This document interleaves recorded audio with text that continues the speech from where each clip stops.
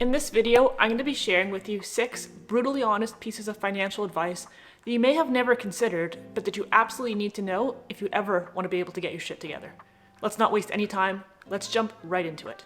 Starting out with what might be a very controversial statement, but the economy is not really the issue.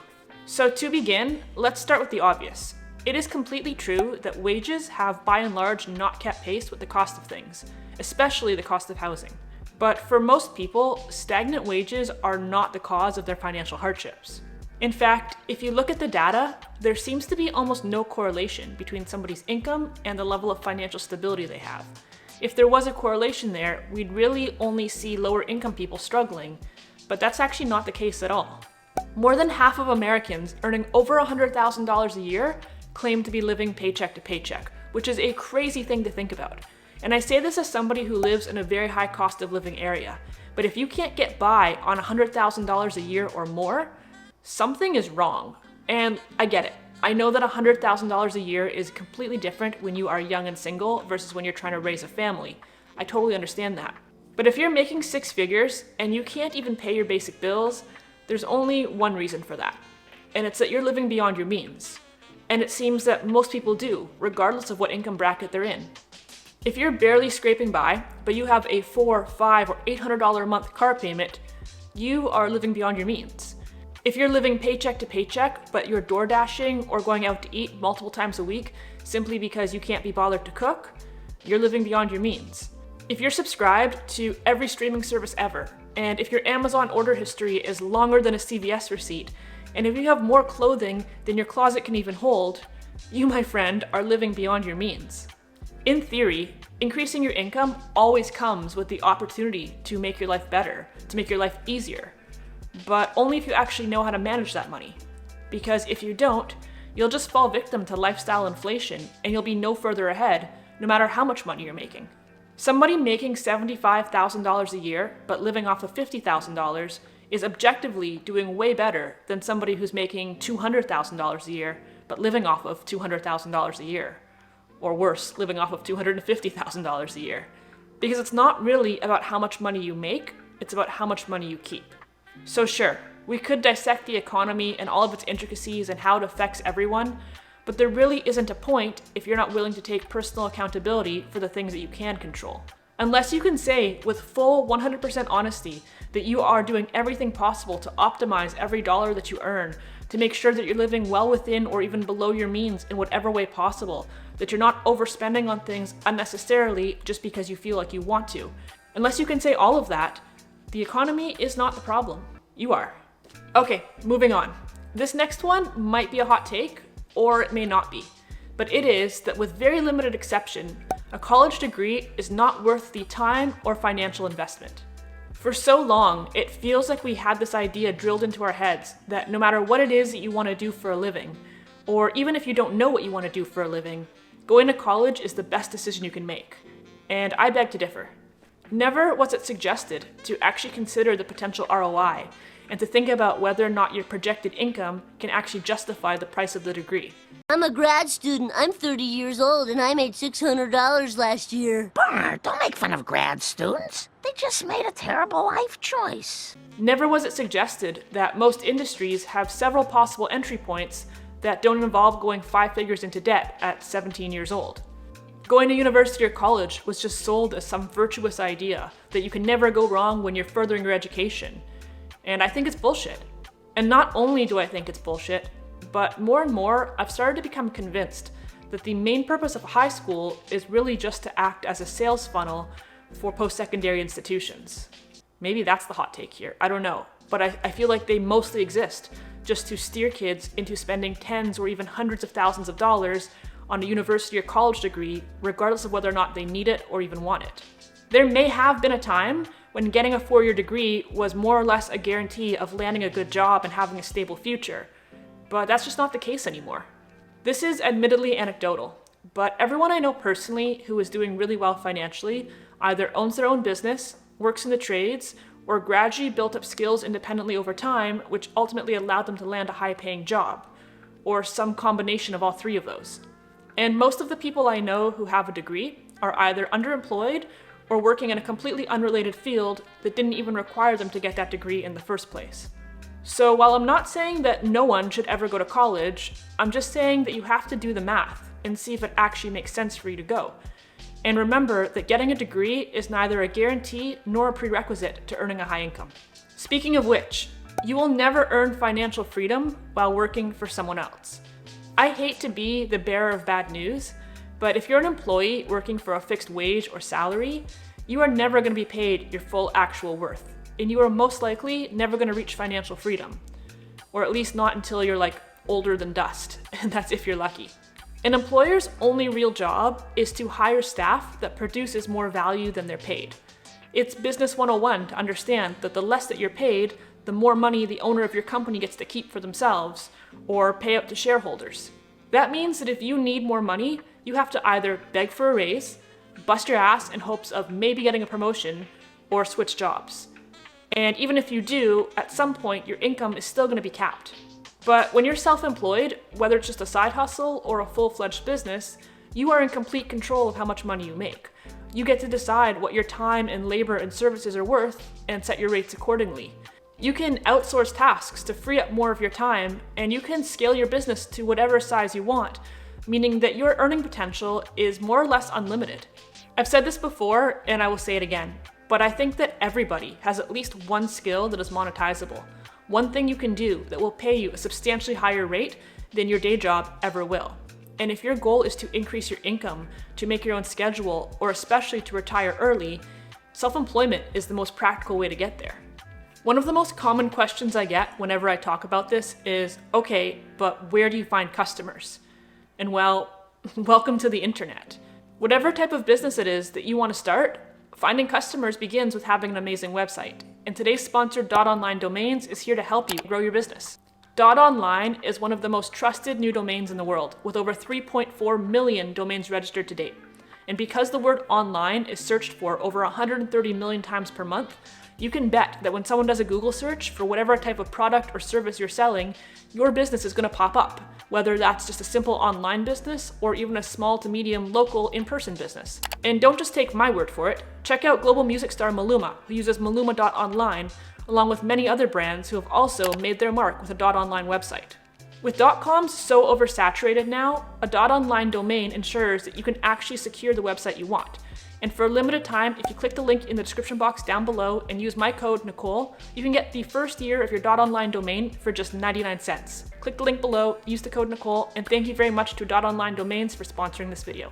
Now, I touched on car payments briefly in point number 1, and I made an entire video about it a little while ago, which I'll actually link to up top and down below, or I don't know where it goes, whatever. But this bears repeating. Your car is completely fucking you over, and it's way worse than you think. Every single dollar that you spend on a monthly car payment is one less dollar that you can save and invest for your future, use to pay off debt, or put towards something that will actually improve your life. And while yes, you could technically make that argument about anything you spend money on, but with a car it's particularly notable because an $8,000 car does the exact same thing as an $80,000 car. And in 10 years' time, they'll be worth roughly the same, which is not much, by the way.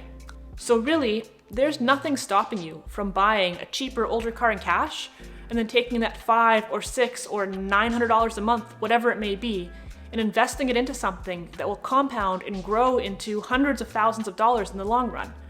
Or you could allocate that money towards your housing budget and get yourself into a nicer place to live if you're unhappy with where you currently are. Fun fact, but the average rent for an absolute shithole of a basement apartment in my area, plus the average new car payment, comes out to more than my monthly mortgage for this entire house. No joke. If you can't afford to walk into a car dealership and buy your car outright in cash right on the spot, I'm sorry to say, but you can't afford that car, no matter how much they stretch out the monthly payment. Okay, here's how your lease breaks down. This is your down payment, then here's your monthly, and there's your weekly.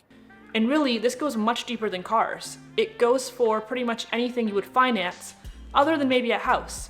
And if whatever it is something that is likely to need to be replaced by the time that it's paid off, which, is generally the case with vehicles and electronics and most other things that people tend to finance, If that's the case, all you're actually doing is locking yourself into a lifetime of never-ending payments that you will never get ahead of, because you'll pay, replace, pay again, and just keep doing it forever.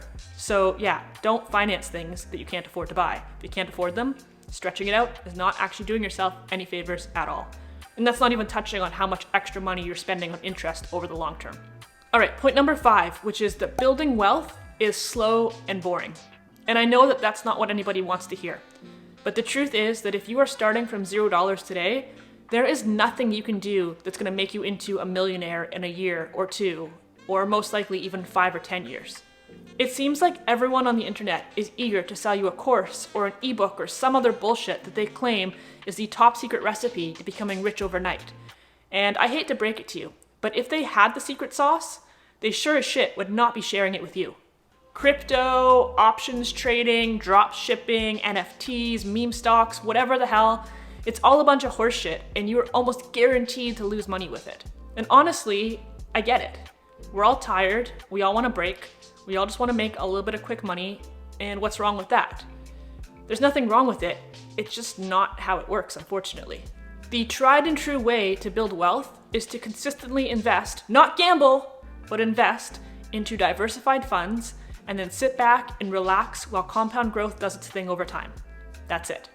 In absolutely no way, shape, or form is this meant to be official investing or financial advice of any sort, but I myself invest predominantly into S&P 500 index funds as well as total stock market index funds, which both return on average about 8% per year adjusted for inflation. And it turns out that the vast majority of professional investors can't even beat those returns, which means that you and I definitely cannot. As the saying goes, time in the market beats timing the market, which means that rather than trying to guess and figure out when is the best time to invest based on if you think things are too high or too low or whatever, because truthfully you have no idea and I have no idea and nobody has any idea, rather than trying to guess and trying to buy low, sell high, whatever, you just invest consistently every single week or every single month or however it is you want to do it. You invest into your diversified funds over and over and over again, whether the price is high or the price is low, it does not matter, because in the long run, you're going to come out ahead and you're going to generate wealth, and that's how you do it. And yes, it is as boring as watching paint dry. But that is how you avoid getting scammed, it's how you avoid losing your ass, and would you look at that? I didn't even have to sell you a $5,000 course to tell you that. You're welcome. And finally, the 6th piece of brutally honest financial advice that everybody needs to know is that you are wrong about taxes.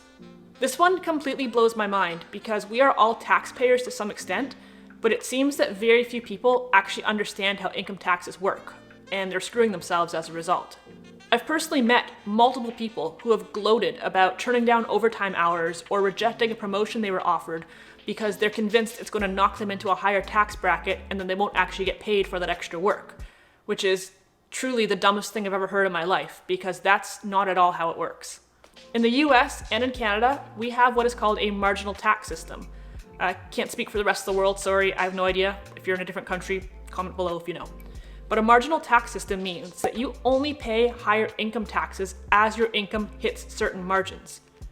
That wasn't a good explanation. Let me explain. I'm going to use totally made up numbers here just to make it easy. These numbers are not relevant to anything, just off the top of the dome, okay? But here's how it works. Let's say the first $15,000 a year that you earn is tax-free. In Canada, I think it's actually $13,000, but whatever. We're going to go with $15,000. Let's say the tax rate on your first $15,000 is 0%. That means if you only earned $15,000 a year, you would pay no taxes.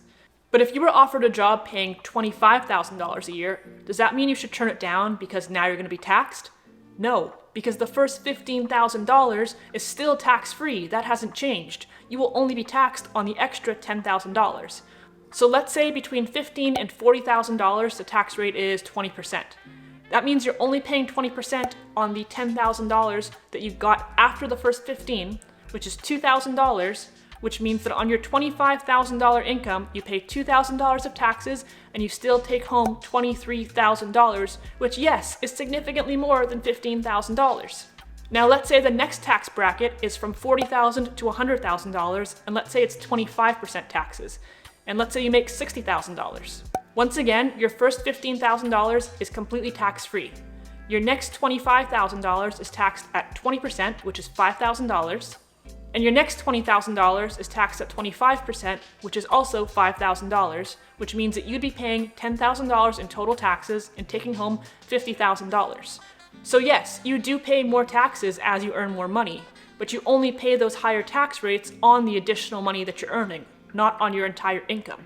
So if somebody offers you overtime hours or a raise, say yes, goddammit, oh my god.